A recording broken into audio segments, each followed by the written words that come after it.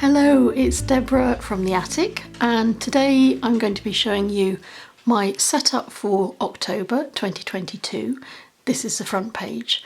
But before I take you through all of that, I'm going to flip you back to August because I've missed out quite a lot of events and layouts. That's been because it's been an exceptionally busy period. It's been very exciting. There's been a lot of stuff going on. I've been doing a lot of drawing workshops locally to me in the southwest of France, and they've been well attended. We've had good fun and we've all learned from them. That's something that I'm planning on developing into residential holidays in France for next year, and I'll have more information on that in a separate video in a few weeks' time once I've nailed down the final details. But I know some of you have noticed that I haven't been putting up very many videos recently.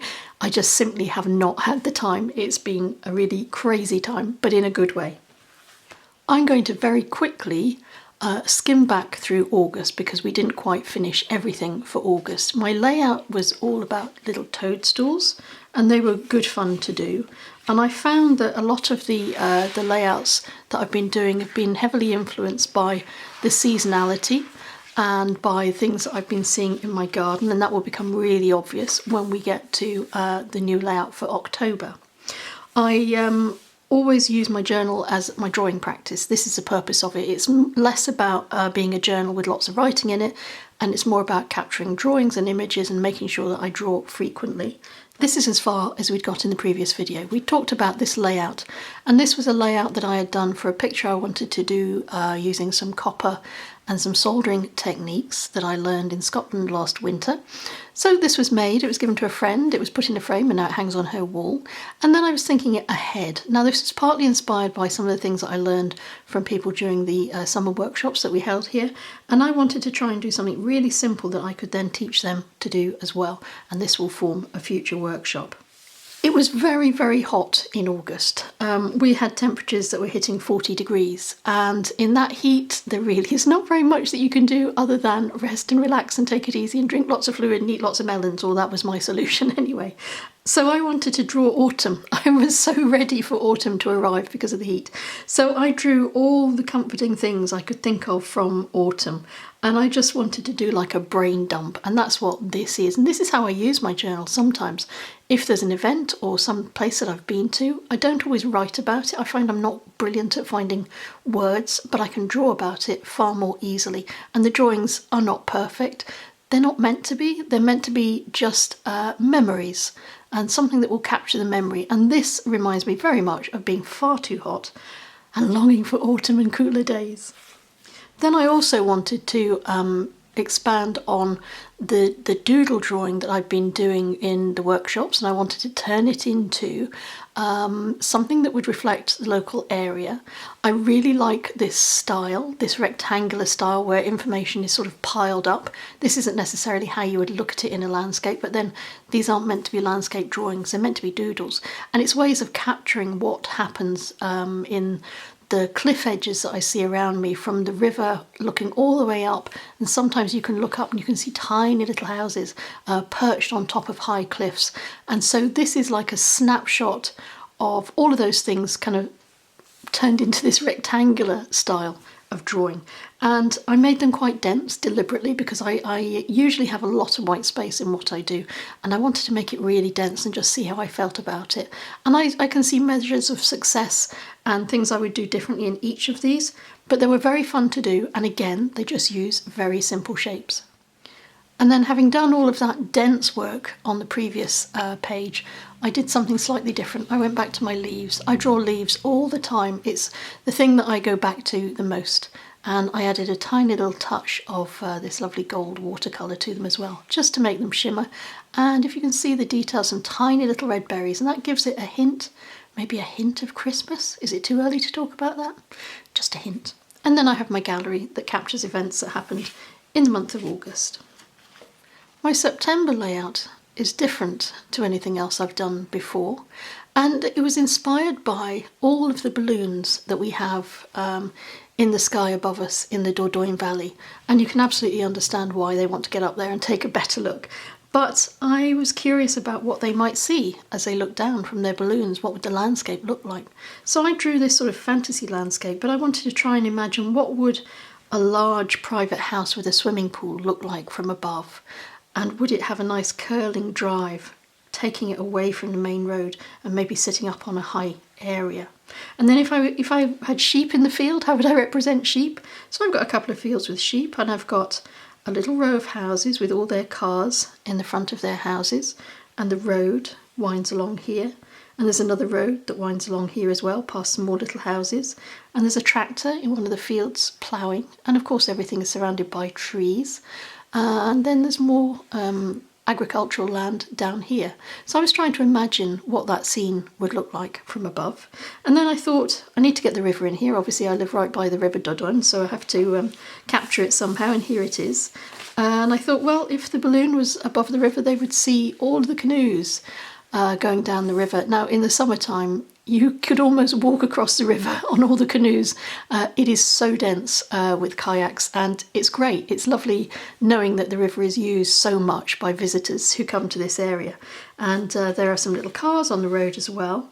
There's another large house set up here, up another long winding drive, and of course all of the forest that is so much a feature of the landscape around here. So that was how I came at September. And I did a similar thing on the side of my page. I just did some more agricultural stuff and my little tractor, my plan. As I always have my plans, I have my goals and ideas and projects. And the other page on September is just my appointments diary.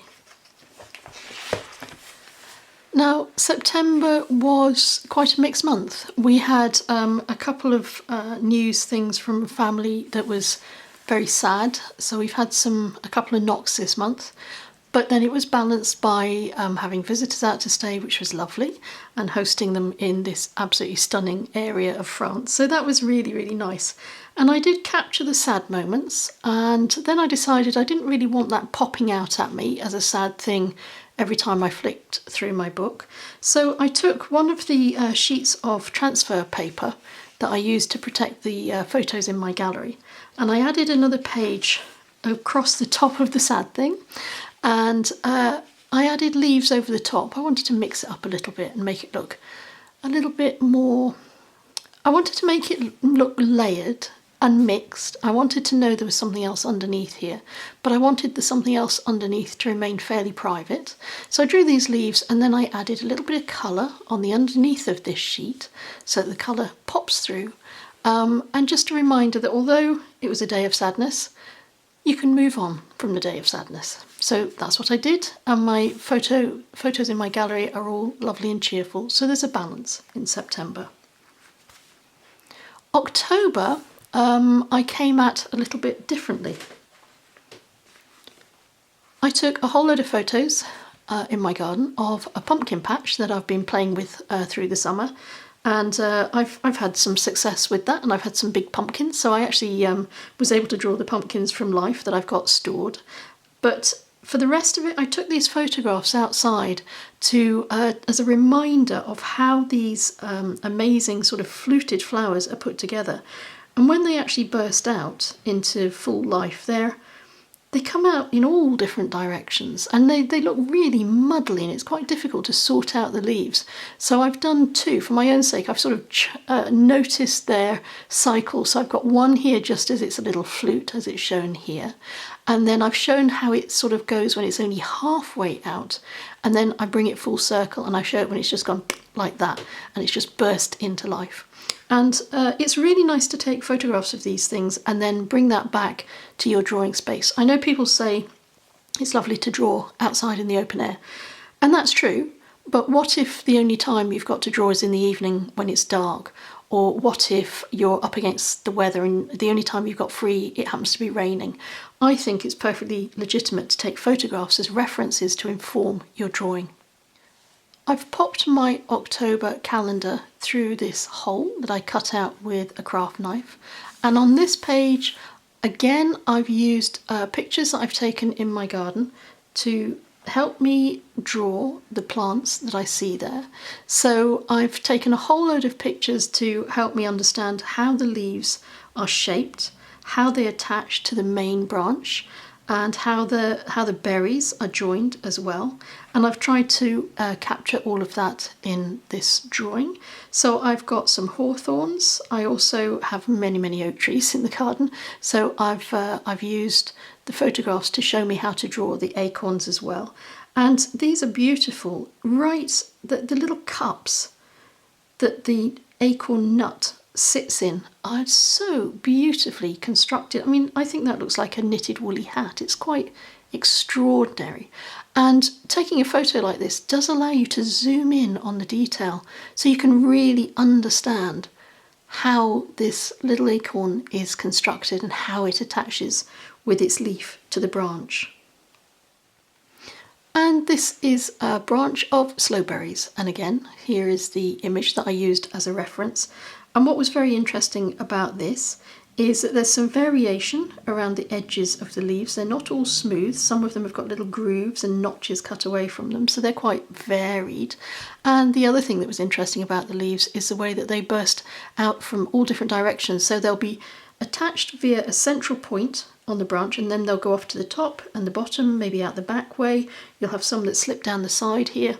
And this is what a photograph will show you that's so useful, because if you just look at something and you come back to the house and you think, oh, how am I going to draw that? I can't remember quite how it looked, and you try and do it from memory, it's really too hard. I always have a reference, and I try and make it a reference from a photograph that I have taken, so that I know, or I might have made a little sketch noting that if it's a stem of grass that goes up like that, I might make a note of where all the little seed heads come out of it, as I did in a video a few months previously. But it's always useful to have your resource beside you, and then you can go at it as many times as you like, and gives you a chance to really get it right. This is as far as I've got with October, bar putting in some dates and events that are happening. So I hope that this will inspire you to maybe have a look at what you have around you. It might not be plants, of course, it might be buildings, it might be cars, it might be anything else, but I hope it will inspire you to go out and see what is in the world around you that you can then bring back into your journal. If you haven't already, please subscribe. And if you found anything that we've talked about in this video helpful, please give it a thumbs up. That helps with all the clever analytics and algorithms and all the stuff that I don't understand. Do watch out for that future video where I will be talking about the residential holidays that will be on offer here. It will include airport pickup, it will include all of your food, it will include accommodation, and it will include between 18 and 20 hours of doodling and drawing tuition. It's in the most beautiful area of the southwest of France, and it will include visits to local markets and to local chateaux and to local hilltop villages and towns. And it's staggering. I was looking down the itinerary that I've put together and thinking, I want to go on this holiday. So watch out for that. I will have more information about that coming soon, and you'll know about it first on my YouTube channel and my Instagram account. So all the links to those things are below this video. And for the meantime, I'm going to say thank you very much for watching, as always, and until we meet again, stay safe and take care.